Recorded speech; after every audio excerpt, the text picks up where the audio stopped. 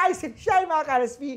Ito na po ang gabay, patuloy palalaan prediksyon ni Master Hans ko ang araw Tuesday, May 27, 2025.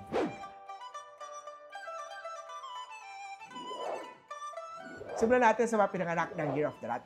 Maglaan ng budget para sa summer getaway kasama ang buong pamilya. Ang maswerteng number ay 7. Navy green naman ang maswerteng kulay ngayong araw. Sa mga pinanganak naman tayo ng Year of the Ox, hindi lang salita ang pagmamahal, kundi sa gawa na rin. Magsuot ng something lying, ito ang lucky color mo.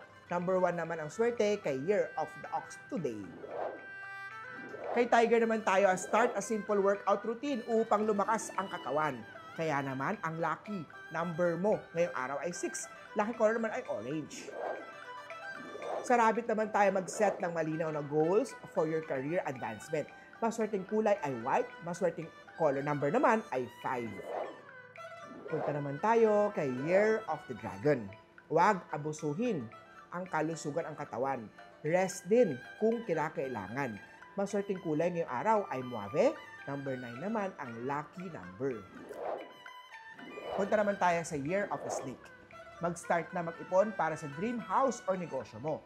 Purple at 4. Sa mga pinanganak ng Year of the Horse naman, maglaan ng quality time with your family and loved ones.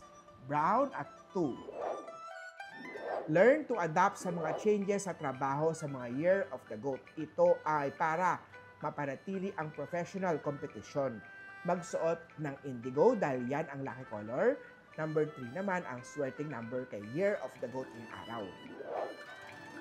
Sa mga pinanganak ng Year of the Monkey naman na mag-usap ng mahinahon kung merong misunderstanding. Tangerine at 8 ang swerte kay Year of the Monkey. Sa Rooster naman, focus on your strength at gamitin ito upang umangat sa trabaho. Mustard at 7 ang swerte kay Year of the Rooster. Ito naman sa mga pinanganak ng Year of the Dog.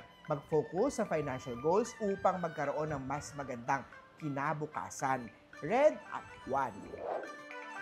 Sa mga pinanganak naman tayo ng Year of the Pig, start to exercise upang lumakas ang pangangatawan. Pink at 6. Muli po, ito po yung mga gabay, patnubay palala at prediction lamang ni Master Hans Kua. Nasa inyong mga kamay, nasa lalay ang inyong tagumpay. To always be positive at i-claim ang mga swerte, mga ka-RSP.